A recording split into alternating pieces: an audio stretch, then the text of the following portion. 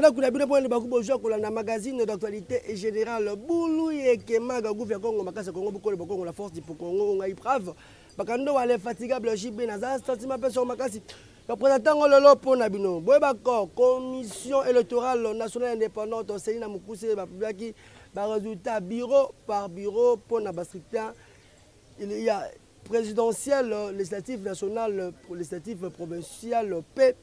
Par conseiller communaux, n'engue à Kosaranate, pour une image, l'édition Abisso Yamukolo, Zedikoya. Après l'élection, le 20 décembre 2023, le candidat président de la République, il a rejoint qui bloc ya Moïse Katumbi veut dire Délice Sanga, Seth Kikouni, Franck Diongo, Matata Ponyo Mapon, on va qui déclaration pour la Kolwako, Baklo Zaki Ebele Kaspam, Baklo Joana Basengaki.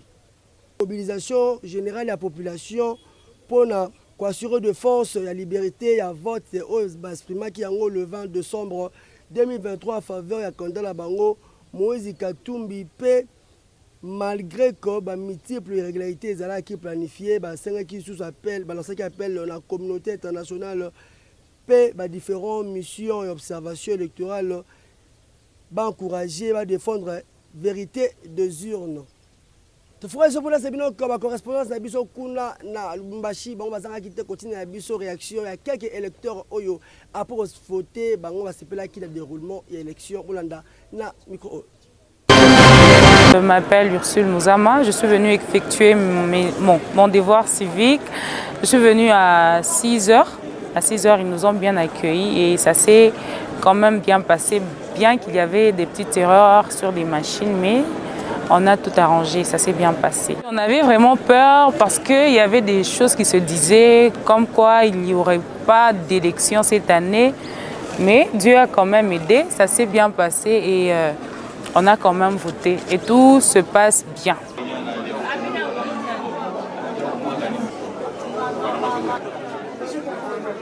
Je suis Corneille Ilunga, habitant de Lubumbashi.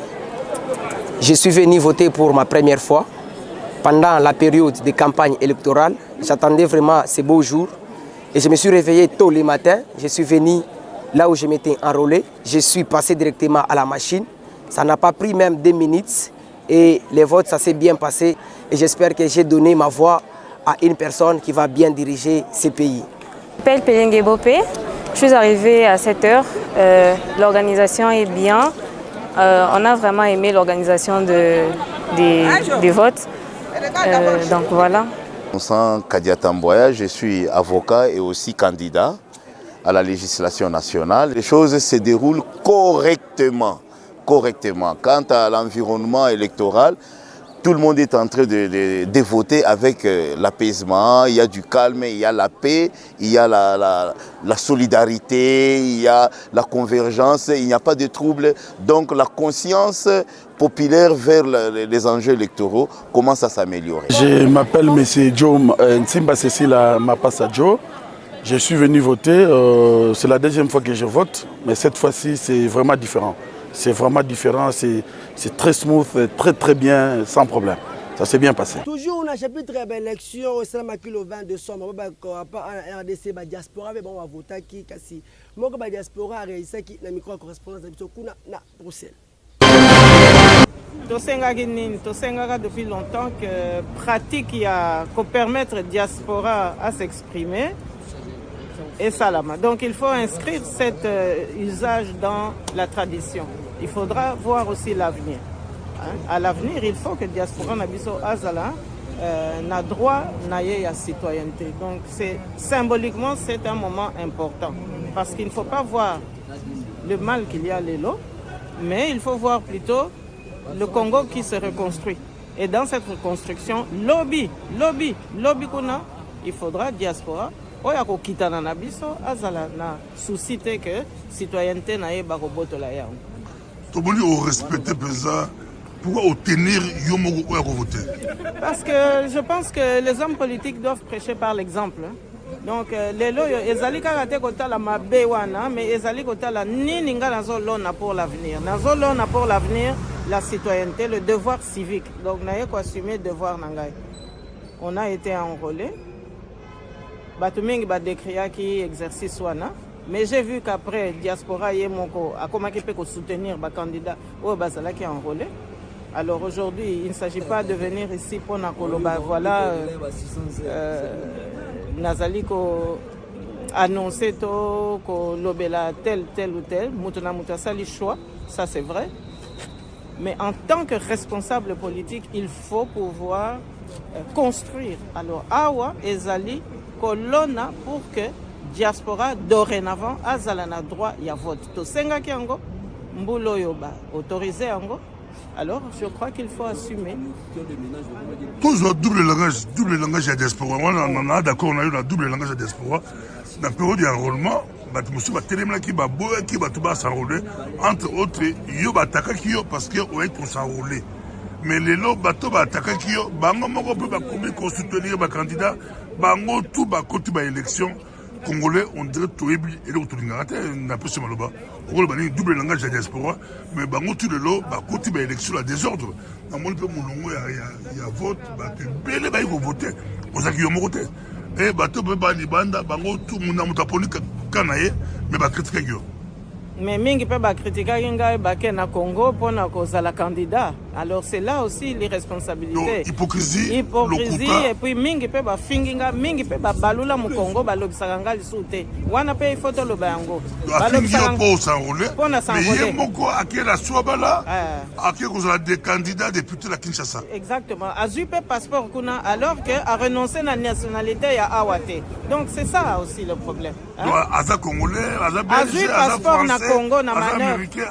Oui, azui passeport na Congo na ba manœuvre puisque bisonyo soto yebi que lelo pona uzwa passeport eza itumba munene azui passeport kuna mais a renoncé na passeport ya Awate. Mais pourtant a finga kinga a critika kinga pona s'enrolaki na assumer tout simplement devoir civique nangai ngana na nationalité musute kaka nationalité congolaise. Donc je fais mon devoir. Moi, je suis président Liboso, je suis pas au Kassavoubou. Moi, je suis président Kassavoubou, président Liboso. Mais l'élection, c'est comme si chacun a créé victoire. C'est comme si Bango tout va créer victoire, va gagner. Mais là, nous, la Molongo, nous avons voté. Au cours de la ligne, ici, comme femme politique. Ici, il faut me dire, tout le ne peut bien, et s'il peut bien, on a gagné. Bon, c'est vrai que Bamindele, c'est l'électorat invisible, hein, parce qu'il y a un électorat invisible, ça c'est vrai. Mais, Baoyo Bazako crier victoire. Bon, Ezalika Baoyo, Tozaliki comme on a une scène politique depuis San City Lelo, hein, comme j'ai eu à le dire, hein, bah, c'est recyclé chaque fois. Bazako Ponana entre Bango. Et puis, bah, yebani bien, na ba pratique na Bango, puisque situation est aux moins en Amboka. Ça, évidemment, le scénario est catastrophique. Que ça, ce sont de vraies élections dignes. Makambweza bien tetoyoki, tozu ba nouvelle déjà banda tongo namboka. Keza ko sala mamalamu te. Si comme sou ba kite ezalité, si comme sou pe moyen ko raccorder ba quelques appareils ezali wana ezate. Et si comme sou pe batu bazali privé de vote. Donc ce n'est pas toute la République démocratique du Congo qui peut voter aujourd'hui et qui pourra même pas voter demain. Et donc ça aussi ce sont des disparités que nous devons absolument dénoncer. Les choses ne se passent pas bien, il ne faut pas se leurrer. Les choses ne se passent pas bien. Oui, mais question est-ce que madame Justine Poyo Kassavoubou, yo kondima soki exemple monté yo poli, a poli, okondima to okobeta ba missile politique ba français menele lingala kitoko, bon le baké non ba tricher. Parce que beaucoup dit ma défaite au cas où il y a une question à poser à tout le monde. Après, il y a des hommes politiques, des femmes politiques, il y a une question politique, il y a une bataille politique. C'est pour ça que bon dit ma défaite, bon ben après, mon tour a gagné, bon féliciter au gagné biso. Mon candidat, le docteur Denis Mukwege, candidat numéro 15, se prononcera là-dessus. Donc je suis discipliné, c'est mon candidat qui devra s'exprimer. Je suis indimité, il y a bon indimité. Ce qui a s'exprimé, Torotala, Ndegeni Toroyamba Malubanaye. Ndenge président Aseni alobaki ke élection kosama na prolongation à jour moko bobako. Eloko wana esika ki keko leader politique qui m'a été secrétaire permanent adjoint ya PPRD Fernand Kameri yazanga été ko réagir bolanda. Eboke binyos. La vision du FCC est claire. Si leurs cours constitutionnels ne peuvent pas sortir de l'opprobre de notre pays en annihilant purement et simplement ces élections, et alors il appelle la population ou le peuple congolais à appliquer l'article 64. Simplement parce que cet article est clair, ce que nous devons nous prendre en charge pour faire partir un régime qui veut diriger par défi à violation de la Constitution, à violation des lois de la République. Le lobbyiste, le stratège, le professeur Patrick Ono Yatamboye, assistant qui na collation et à grade académique étudiant à l'Université libre de Kinshasa. Kuna le ministère des Affaires étrangères, il y a quelqu'un qui toque avec un partenaire de jouer avec pas, il y a essayé de base dans la culture, il y a entrepreneuriat, paix, à l'obéla qui dans l'Italie. Un état pour un étudiant, Bolanda, un reportage signé Giovanni Lou Ndoluka. Bongoté. Mon mère, week-end, eleki. Bondi melanga ezalaki nde mobange na cérémonie ya collation ya grade académique pona ba respondeur, veut dire ba finaliste ya Université libre de Kinshasa IOLCA na Mukuse awa na ministère affaires étrangères. Tout le monde qui est étudiant, ba étudiante bazalaki vraiment na ba toche de bango kitoko kaka pona kolakisa fait ya clôture ya année académique peut faire cursus académique de bango kitoko awa tomonaki présence remarquable. Il y a les professeurs, le lobbyiste, le stratège, le cerveau bien réfléchi, professeur Patrick Ono Yatamboye oyo azalaki wana pona ko brosser na etali motivation ya ba nouveau respondant oyo bazali de verser dans le marché d'emploi. Baye banako la entrepreneur veut dire ba prendre culture entrepreneuriale, ba banako créer une entreprise bango, per ko saisir opportunité une fois ba jou musala, baye ba ko garder yango kitoko. Vraiment ambiance ezalaki bon enfant, boyoka allocution et le professeur Patrick Onoya Tamboué. On dit que l'intellectuel est cette personne appelée à trouver des solutions aux problèmes de la société, n'est-ce pas? Dorénavant, on va vous appeler comment? Intellectuel. Et si on vous appelle intellectuel, rappelez-vous de ne pas vous écarter de la définition.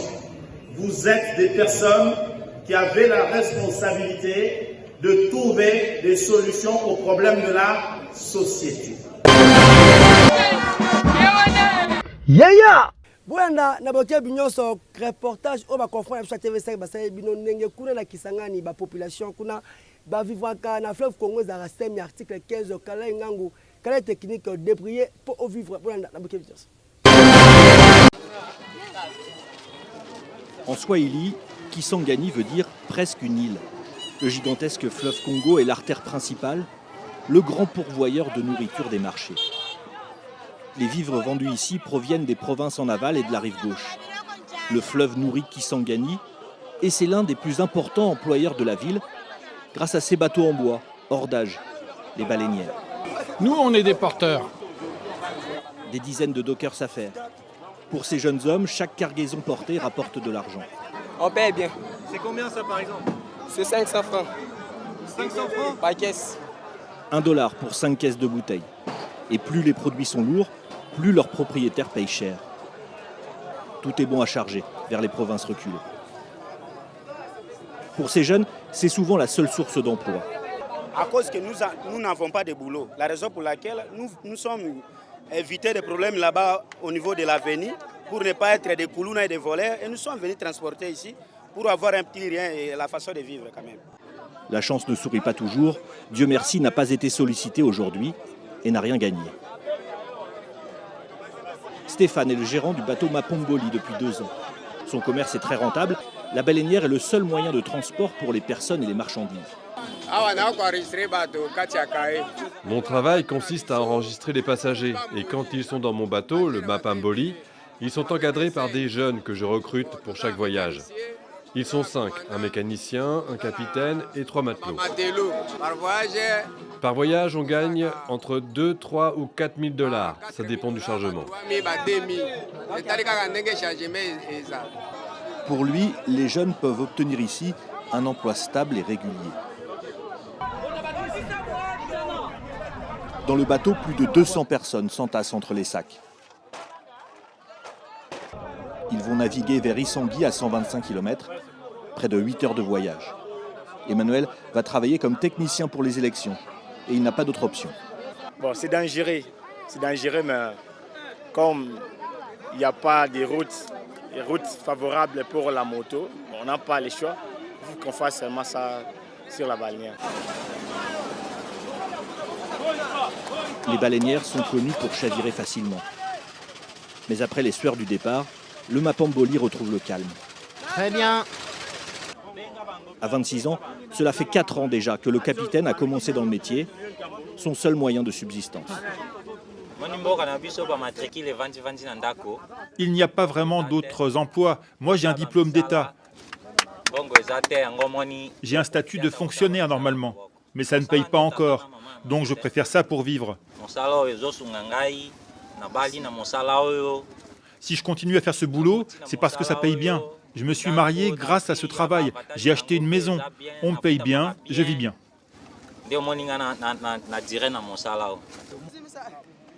Les matelots n'ont pas encore atteint les rêves du capitaine. Mais Boyka n'est pas lassé par ses 3 ans sur le fleuve. C'est vrai que la baleinière, c'est pas facile. Il y a des naufrages, des vents violents, des troncs d'arbres, du sable qui bloque le bateau. C'est pénible. Mais moi, je leur dis aux jeunes qu'ils viennent travailler sur ces bateaux, qu'ils soient courageux, qu'ils n'aient pas honte de faire ce boulot, parce qu'il y a de la place pour tout le monde ici. Le Mapamboli s'arrête régulièrement sur sa route et la charge augmente encore. La baleinière sera à Issangui dans la nuit, portée par le courant du fleuve Congo. J'ai plus très belle lecture, c'est le 20 décembre 2023. Cardinal Fridolin Ambongo, il y a la visite, on a quelques centres où il y a mission d'observation électorale, il y a SSN à 5 ans, il y a micro, il y a Moza Mabaka. Processus électoral. Notre mission d'observation a une telle importance aujourd'hui dans notre pays que nous estimons que le travail doit être fait avec professionnalisme. Si je suis venu, c'est pour encourager nos jeunes qui sont là, qui travaillent dans ces centres, mais essentiellement les exhorter à prendre conscience de l'importance, mais surtout de la délicatesse de leur mission. Ils sont là pour une mission au service de la nation congolaise, au service du peuple congolais, mais ils portent aussi avec eux la crédibilité des 2 églises, l'église catholique et l'église protestante. Parce que si leur travail n'est pas bien fait, mais ça peut jeter du discrédit sur ces 2 églises.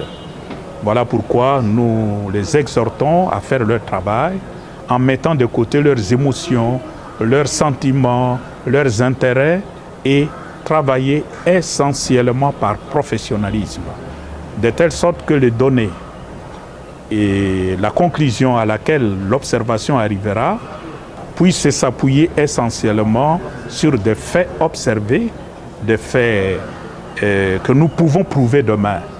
Et sur cette base, les pasteurs auront la liberté de prendre la parole, même si ça plaira d'un côté et ça déplaira de l'autre. Phénomène demi-terrain comme monnaie courante à la Kinshasa. Les chauffeurs développent un comportement bé, il y a un montant et les cas. Trajet à 1000 francs, il y a usagers, clients, 1000 francs, voire même 3000 francs, moto coûte, comment exagérer ma casse, comment on prix. Selon l'habillement, il y a clients et l'autre intéressant qui est rédaction, il y a Boulou et qui est Bolanda, na reportage. Noko, toko lembate kolobela phénomène, il y a demi-terrain à na capitale, il y a République démocratique du Congo, veut dire Kinshasa. Bon di melangaiko, le long na Kinshasa, transport et comme passe makasi surtout demi-terrain. Ba chauffeur ba développer comportement mabe pour na kozwa kanembongo et pas ya ba client. Nani Okomo na course oyo ezalaka na yango 500 francs soki bamoni kaka transport ekomi eshongomba mbala moko receveur na complice na ye chauffeur bakobeta yango ekomi 1000 francs kasi ya pasi ezali ko soki fe bokende bokoma ta na quartier 1 okomona bango balobi des bonhommes neto kitisi bino kasi population bazaka ne naïf aboyaka ne kodonose bango ebongo bamota bango nde babomi population makasi mpo bango bakoma kotaxe population prix oyo eyaka na mutu na bango okomona course oyo eza nango 500 francs na aller okomi na retour balobi ekomi 1000 francs toyebi te phénomène oyo ekosilaka mokolo nini nzoka nde hôtel de ville ya Kinshasa afixa déjà baprix oyo ya transport kitoko kasi bango moko basalaka inspection te mpo na koyeba applicabilité baprix to te mpo baprix mosusu ekoma temporel mpe météorologique soki bamoni kaka mvula ebandi okomona transport à 2000 francs ekokoma nango 3000 francs sans soubassement juridique mpo bazali na monopole mutu mpe azali naïf toujours na loi ya moindre fort soki amati transport te akokoma na kuna retard yango nde epesa bango matoyi mangongi bakontinuaka toujours bapratique ya boye oyo ezali kosepelisa population te yango tokosenga vraiment na ministère provincial ya transport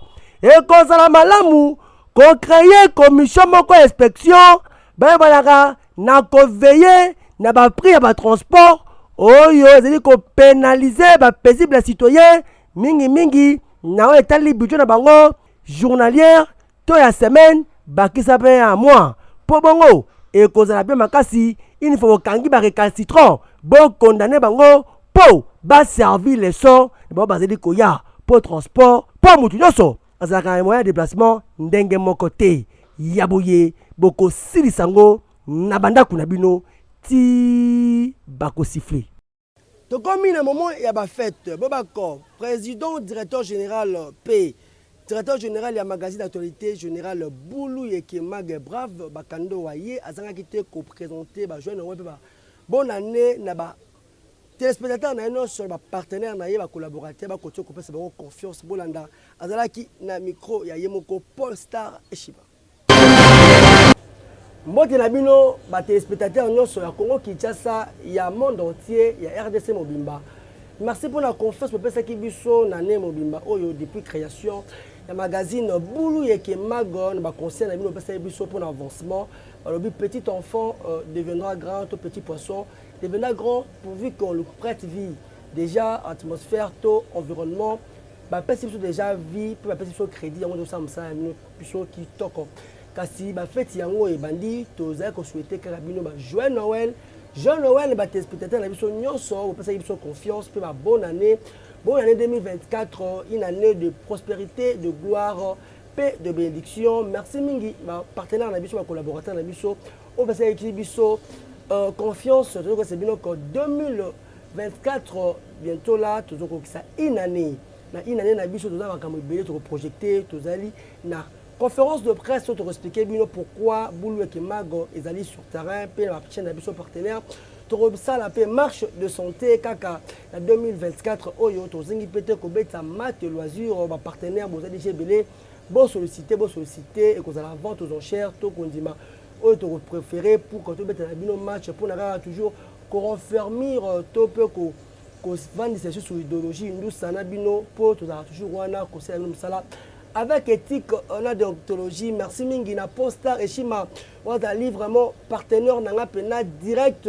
Mon vieux Oyo, Andima vraiment tout travailler en collaboration pour l'année bon na biso na télévision makasi mingi to pesi le kumu na nzambe na monsieur l'abbé bienvenue Masunga Oyo Masungu Oyo a toujours wana père spirituel pour na prière na ye.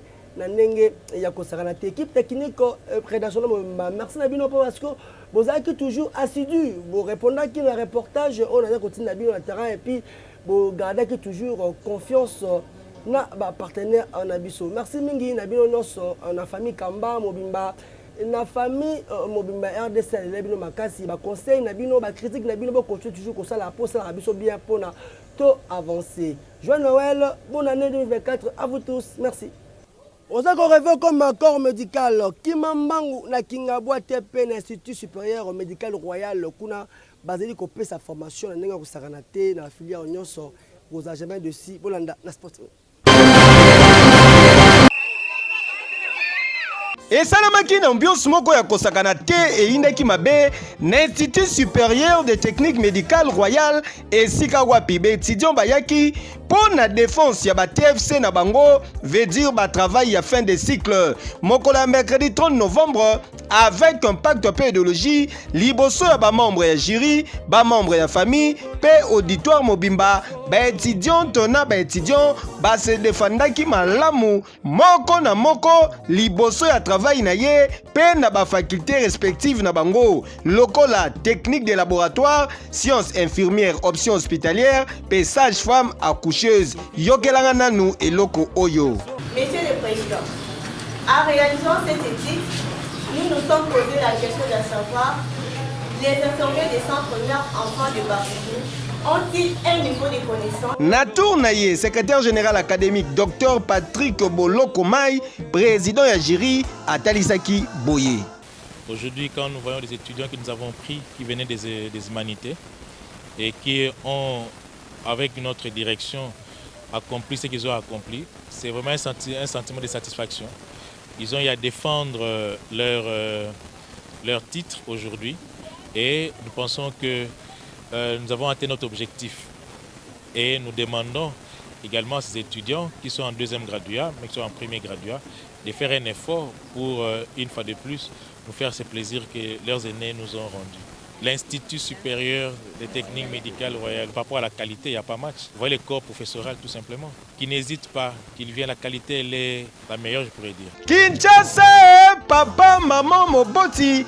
Cadeau ya solo to pe héritage ko yiko tikela mona na yo ezalinde enseignement ya qualité nzokande pona ko beta lisolo ya enseignement ya qualité avec pratique à l'appui et sika ezalaka se moko na Institut supérieur de technique médicale royale et pas ya les baobas géants nzete ya malili les promoteurs Jean Velete Bowelisa déjà pour inscription ezali en cours na ba vacation jour pe soir na ba faculté lokola technique de laboratoire sciences infirmières option hospitalière pe sage-femme accoucheuse. Bobo sanate rentrée académique ezali kalamingi te. Institut supérieur des techniques médicales royales ezwami na numéro 4774 ya avenue Bobozo na Madrandel na Kingabwa na commune ya Limete référence rond-point TP. Tala lisolo ya kwanga botikela bateke kasi ya formation na Institut supérieur des techniques médicales royales. Kejo. Les 40 sont cuites, la messe édite, comme la souka présentation à magazine d'actualité générale. Boulou et Kemaga, Ngouve Congo, Makasa Congo, Bukole Bokongo, la force du Congo, Brave, Bakando, l'infatigable Jibenaza, Satima Peso Makasi. Je présente le lot pour Nabino. Merci Mingi na posta et Shimadaki na Sima ya caméra Rosi Badjo Kosa qui édition qui toko. Soit que c'est pas ya conscient na biso grâce John Mina Miranda Bazaki on a toujours lui base beto fiki Kamalondo. Ne tombera jamais ngana bino to kutani mkoze ko ya sokiza maete. Bye.